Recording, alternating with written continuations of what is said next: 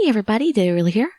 Thank you so much for joining me for another episode of X Malice along Mineo and Enamoto's route. We just finished looking at some files from Satake, and I think we're gonna go meet up with Enamoto right now.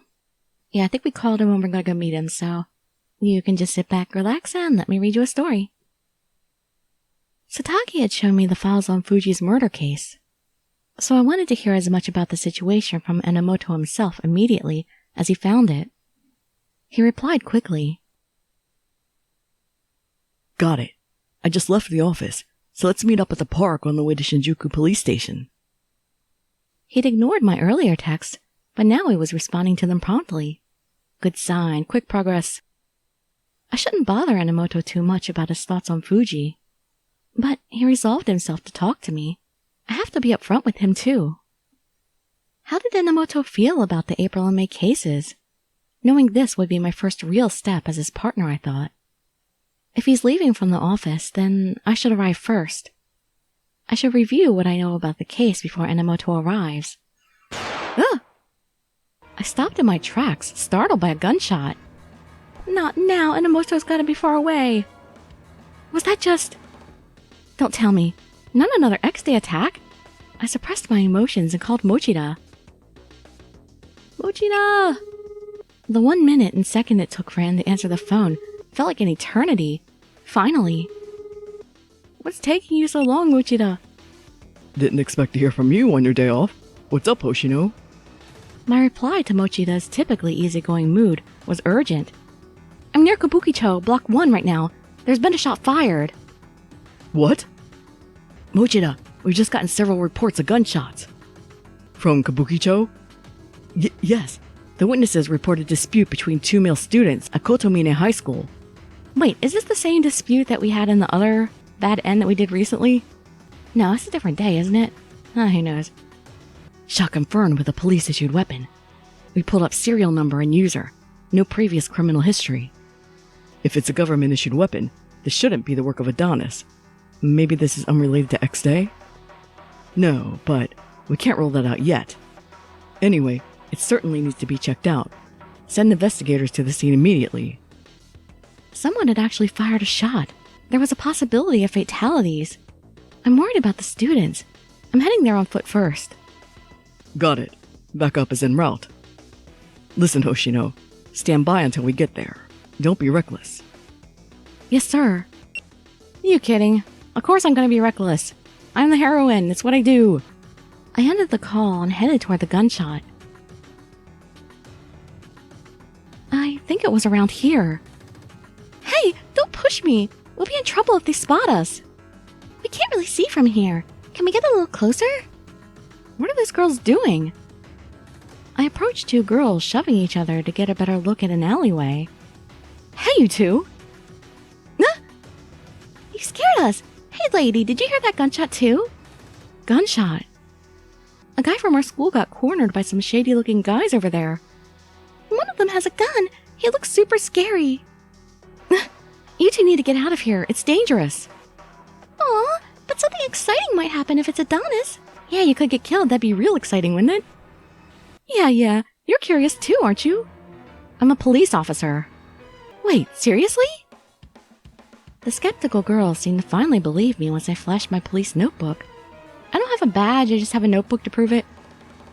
We don't know why the gun was discharged, so you might be in danger if you stay here.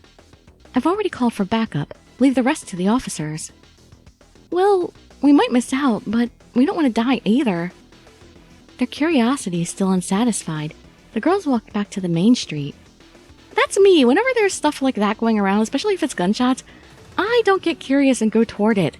I go away from it. Because there are such things as stray bullets or random violence. Once I made sure they were gone, I stepped into the alleyway.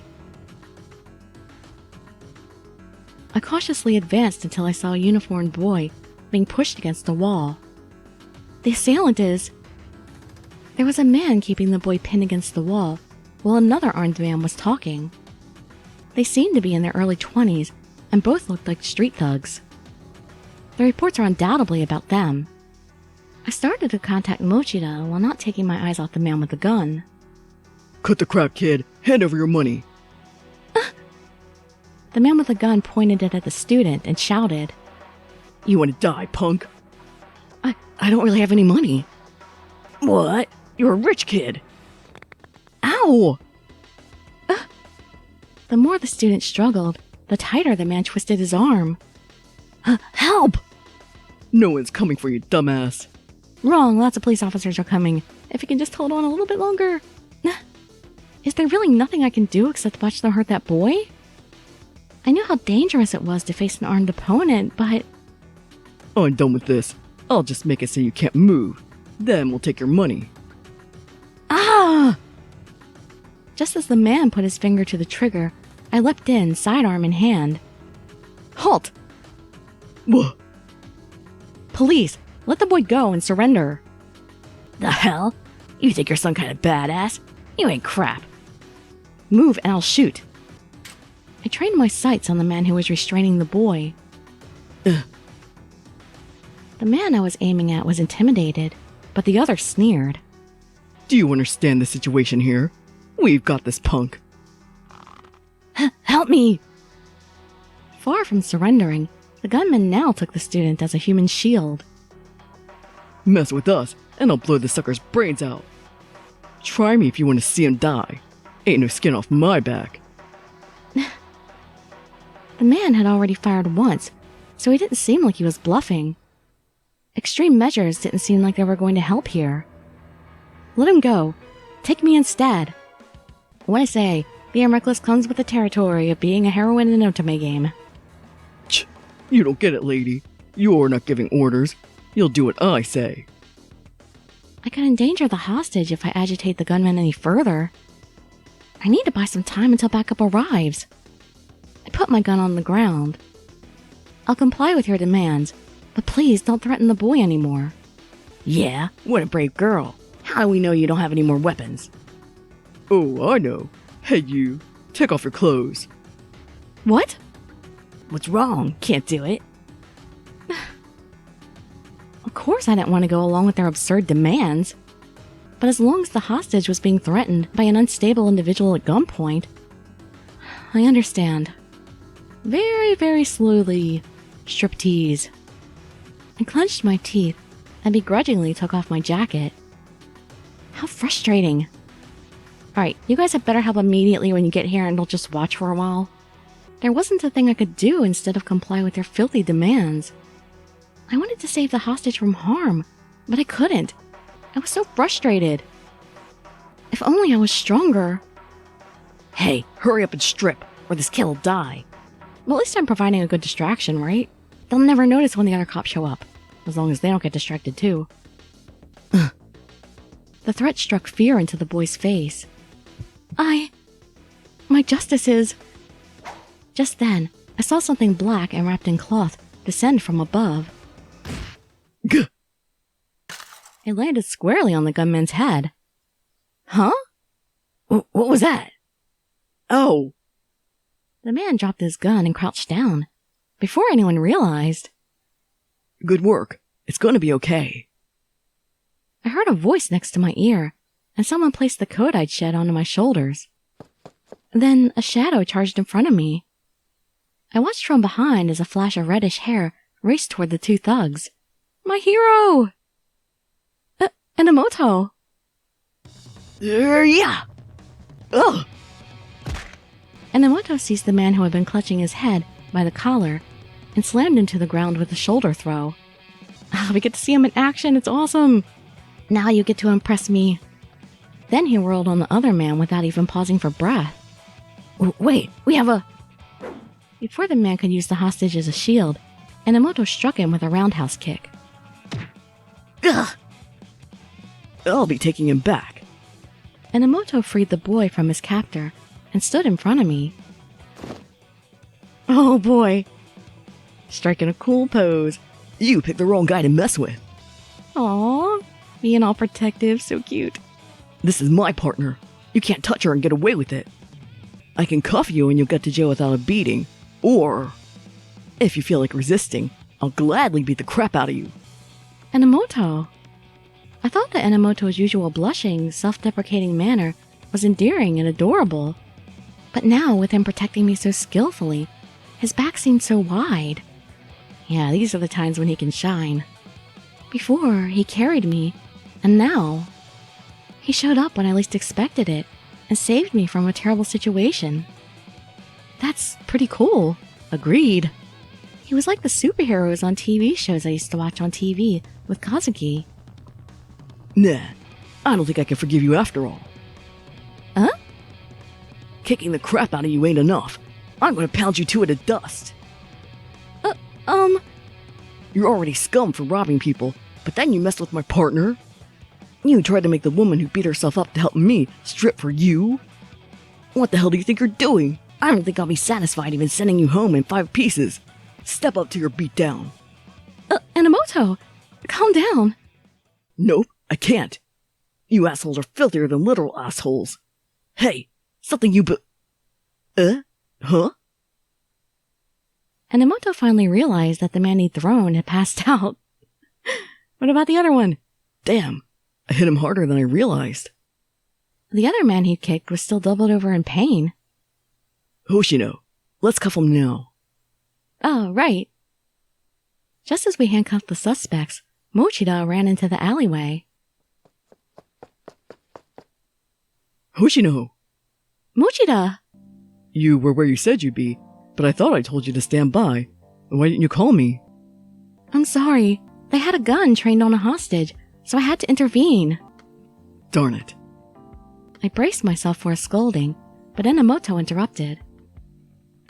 No, Hoshino didn't rush in alone. This was all part of the plan. And you are? I'm Mineo Enomoto. I was with Field Ops Team 2 until last June. The Field Ops Team? Mochida's eyes widened, and he stood up a little straighter. Aww. I apologize. I'm Masanobu Mochida with the SRCPO in Shinjuku. Mr. Enomoto, would you mind filling me in on the plan you were referring to? Yeah, I'm friends with Hoshino, and we were supposed to meet up today. On the way to meet her, I happened to hear a gunshot. She was already on the scene trying to rescue a hostage. Hoshino distracted the suspects long enough for me to secure the hostage. We've restrained both of the criminals. But he's the one who helped me. Feeling uncertain, I kept my mouth shut. Enamoto looked at me. When the suspects used their hostage as a shield, they thought they had the upper hand. In their arrogance, they got careless. Their efforts weren't in vain. I felt my entire face heat up once Enamoto said that. You didn't flinch in the face of an armed foe. You even swallowed your humiliation. There aren't many officers who can conduct themselves like you, no matter how veteran they are. As expected from the woman who restoked my fire, your courage saved the hostage. That totally sounds like a euphemism, that I restoked his fire. Enamoto's expression cracked, unable to keep down the emotions that had welled up. I'd been intent on saving the hostage, but there was no guarantee that I'd succeed. If I had made one wrong move, both the hostage and I would have likely lost our lives. Enamoto, thank you. Enamoto gave me a troubled smile as I tearfully gave him my thanks. You must have been scared. It's okay now. I'm so glad you're okay. Those words made me cry even more. Hey, are you crying? What's it look like? It's all your fault. My fault? Come on, hey, don't cry. It's such a waste to see that cute face of yours in tears. I mean, situations like this. Right, a handkerchief. I should have one in my coat pocket. Oh, that's right, I threw it. Oh, that's what that was. You threw it? Yeah, look. The thing that hit that guy's head. I wrapped it around a rock and threw it. I was wondering what the deal was there. I recalled the black object that had struck the man from above. That could have killed him. Bold as always. Yeah, I thought that, and not to mention the gun could have gone off and hit somebody accidentally. He'd saved me, so I couldn't complain. And that was who he was. His experience as a cop led him to make those decisions. Wait, time out. I need to get my jacket. As I watched Enamoto run over and fumble with his jacket, I couldn't stifle a laugh. Damn it. This isn't funny, Hoshino. You didn't call me. I was so worried something terrible had happened to you. I didn't know I was supposed to call him. I thought I was just supposed to wait for him to show up. I'm sorry. It's fine. Mr. Enamoto explained things, so I'm not angry. Your courage surprised me, but don't pull a stunt like that again. Can't guarantee it. Again, reckless heroine here. Yes, sir. Enamoto came running back, jacket in hand. When he saw my tears had stopped, he looked sad, as if he was too late. Oh, don't worry, it wasn't Mochida that cheered me up. I just calmed down, that's all. We'll escort the boy back home and make sure he gets there safe then. Mochida gestured to the boy, who bowed to Enomoto and me. Thank you so much. Honestly, I thought the police were unreliable. But that was really cool, man. Oh, nah. I'm retired. Enamoto mumbled bashfully as the boy stared up at him with twinkling eyes. I had no idea what kind of career I wanted, but being a cop might be a good idea. I hope I get the chance to save someone like that one day. Huh? That was exactly what I thought once. Good luck. Don't forget that feeling. Enamoto seemed happy as he clapped the boy on the shoulder. Oh, he's inspired somebody. I feel like it's been a long journey to get back here. Oh, I'm sorry. Huh? Oh no, I wasn't talking about the thing just now. I felt like time stopped for me ever since Fuji died. I was just waiting for time to pass, afraid to face the past, yet unable to forget it completely. I felt like I was left all alone ever since that day. Enamoto's eyes, staring into the distance, were very calm. But, thanks to you, I've taken a step back onto the right path. Enamoto. You saw the files on the murders. I want to hear your opinion. You don't have to hold back. I'm your partner, remember? Yes. I sat with Enamoto on a bench and recounted my conversation with Satake. The video broadcast in May supposedly showed 4 officers being executed, but I think the culprit was only after Fuji from the start.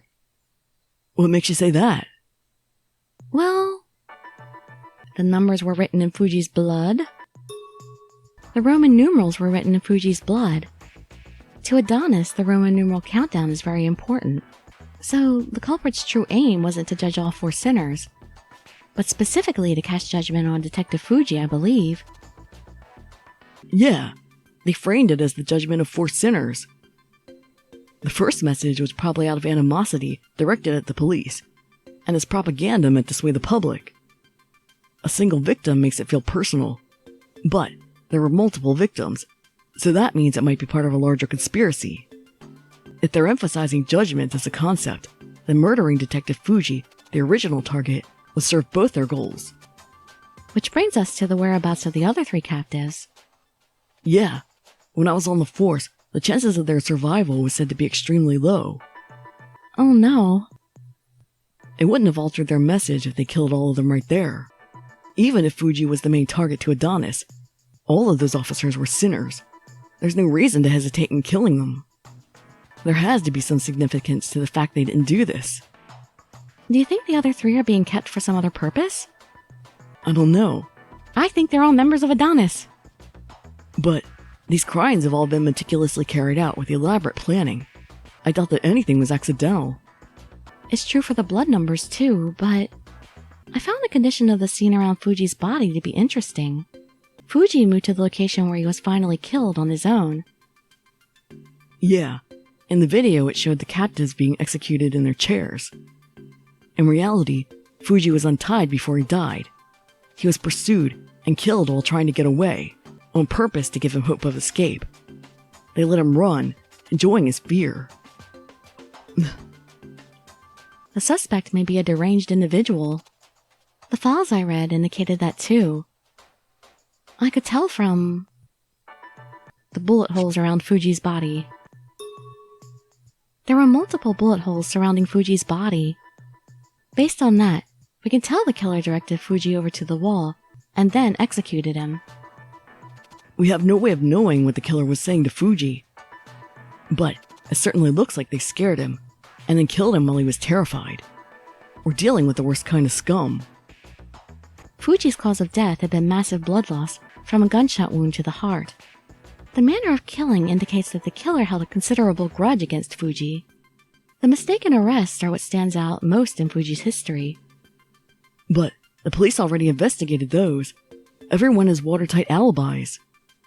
They did, but that was true at the time. The situation's changed now. Huh? Yes, idiot. The victim was a developer of the online game from March. In other words, if we look again at the suspects who had alibis for August, it's possible that we might find something. Ah, cross-referencing. There had been X-Day crimes this month. I recalled what Sasazaka said. The victim on December 7th had been a developer of the online game from the August X-Day murders. And the victim of December 8th had a history of stalking, just like the stalker killed in July. Based on that, suspicion fell on people who had perfect alibis last time, but not this month. Just because they had alibis at the time doesn't mean we can rule them out as innocent. What's your basis for that conjecture? All the strongest suspects in the other monthly crimes had alibis. It'd be too obvious for the people who had strong motive to commit the murders directly. The smartest play would be murder via unrelated conspirator, which would be kind of like Throw Mama from the Train, if you ever watched that. Oh, I think Strangers on a Train had the same premises as well. Maybe Throw Mama on the Train was based on that. God, I feel like an idiot right now. So maybe Fuji was killed by an agent of Adonis who was unrelated. A search for likely suspects would start with related persons. Choosing killers who have no relation to the victims would expand the search for suspects by a lot. You're saying that someone killed Fuji for the person who held a grudge against him. That's the natural conclusion. That would mean the other monthly homicides were also substitute murders. Yeah, that explains how they all had perfect alibis. Adonis is using people with motives to commit murder in order to set up substitute killings. But doesn't that make the May incident slightly unusual? What's unusual about it?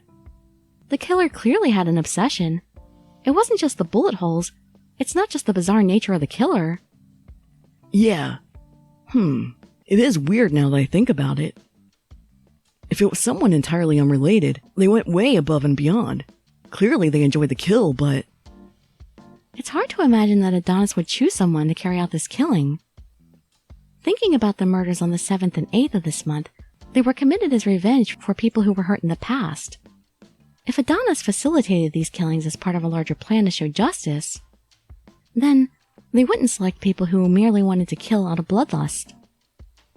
I think so too. So what does it all mean? If these are people with a motive, but have perfect alibis, the substitute murder theory makes sense. The killer had no relation to Fuji. But, from the way that Fuji was killed, it's very likely the killer had a grudge towards him. Crap, I'm getting a headache. Too much thinking, huh? Me too. The person with motive to kill Fuji had asked someone else to kill him, but that substitute killer was also someone who held an intense grudge against Fuji. Then, who were we looking for? Maybe we should ask Shiraishi. I don't think he'll give us a straight answer. Yeah, he's not the most cooperative person. It couldn't hurt to ask, though. But, if we tell him what we've come up with, he might at least give us some hints. Enamoto nodded. After a short pause, I spoke. There's still a lot we don't know, but it's certain that there was a strong desire to kill Fuji in the moment. Yeah. But there also had to be an explanation for why they did that to him. Although he hadn't aggressively pursued the investigation, Enamoto was sure to have spent time thinking about the killer. And whenever he thought about Fuji, it must have hurt. I wanted to know more about Fuji and the abduction of other police officers, but I didn't want to rush. I thought Enomoto could wait until he was comfortable with telling me more. So, about Detective Fuji. Well... Enomoto opened and shut his mouth a few times, as if he wasn't sure where to begin. Take your time, sweetie. Enomoto. His fists were on his lap, clenched and trembling.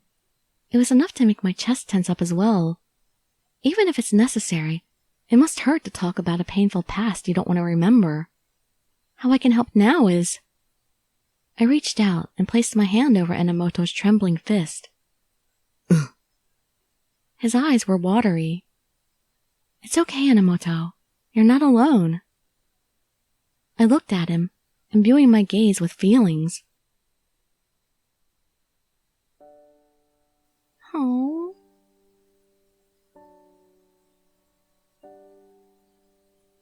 Thanks, Hoshino.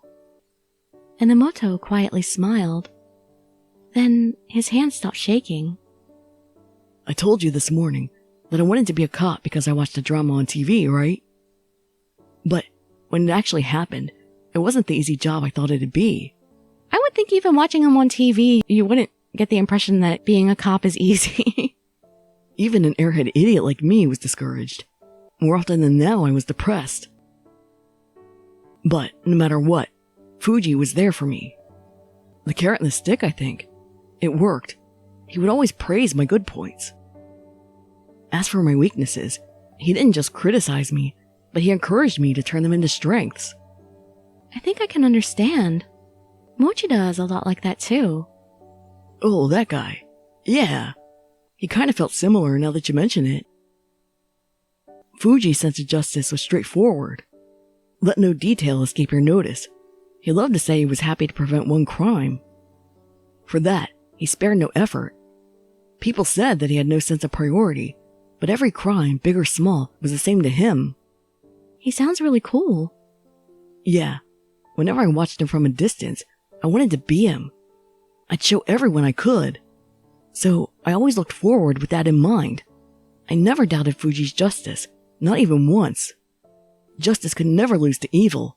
Like a fool, I completely believed that.